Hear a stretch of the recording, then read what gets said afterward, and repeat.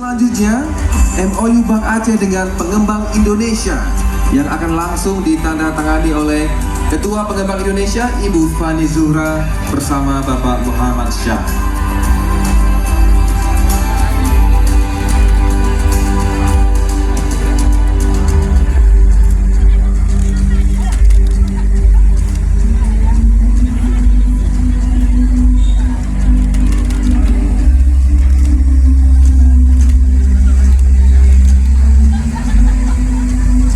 Baik, sudah dilakukan tadi penandatangan MOU Bank Aceh dengan Ray, dengan Apersi Aceh dan Pengembang Indonesia. Dan selanjutnya penandatanganan perjanjian kerjasama Bank Aceh dengan mitra developer, mitra pengembang pada malam hari ini.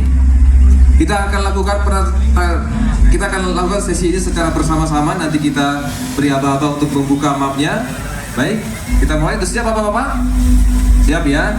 Baik, silakan dibuka mapnya. Disaksikan langsung oleh Pak Dirut dan rombongan ya. Ini dia, ada dua tanda tangan yang harus dilakukan di sisi kiri dan sisi kanan. Baik. Dan tentunya ini juga dilakukan oleh sebanyak 22 developer perumahan bersama dengan Bank Aceh tentunya. Dan tentunya developer perumahan ini juga berkomitmen nantinya untuk mendukung properti di Provinsi Aceh bersama dengan Bank Aceh tentunya. Ya, kami silakan untuk dapat menandatangani.